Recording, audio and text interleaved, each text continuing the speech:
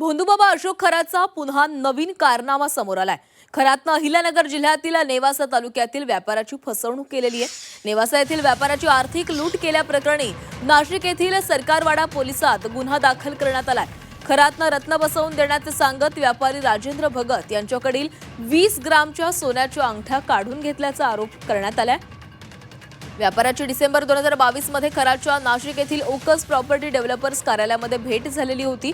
खरात विरोधात गुन्हा दाखल झाल्याचं समजताच व्यापाऱ्यानं रत्न आणि अंगठ्यांची तपासणी केली। तपासणीमध्ये चक्क रत्न आणि सोन्याच्या अंगठ्या बनावट निघालेल्या आहेत। सुमारे 5.5 लाखांची फसवणूक झाल्याचं व्यापाऱ्यांच्या लक्षात आल्यानं त्यांनी पोलिसांमध्ये धाव घेतली। सोन्याच्या अंगठीमध्ये परिधान करावं लागतील। माझ्याकडून काही सोन्याच्या अंगठ्या होत्या माझ्या हातामध्ये, त्या माझ्याकडून त्यांनी ठेवून घेतल्या सोन्याच्या अंगठ्या, की जे तुम्हाला मी एक 8 दिवसामध्ये माझ्याकडचे हिरे त्याच्यामध्ये मी तुम्हाला पेस्टिंग करून देईल। आणि मला ते साधारण 3 रत्न त्यांनी 2,62,000 रुपयाच्या मध्ये आमचं ते ठरलेले होते। तर पहिल्या दिवशी माझ्याकडून त्यांनी 1 लाख म्हणून आगाऊ स्वरूपात घेतलेले होते।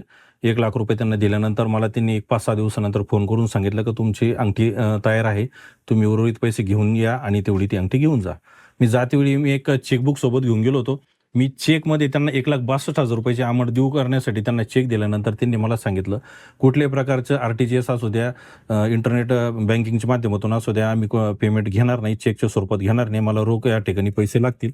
माझ्या खिशातले काही व्यवसायातले जे काही पैसे असतील आणि माझे मित्र होते माझ्यासोबत, त्यांच्याकडून काही उसने पैसे घेऊन त्या ठिकाणी त्यांना 1,62,000 रुपये मी त्या दिवशी रोख स्वरूपात दिलेले आहे।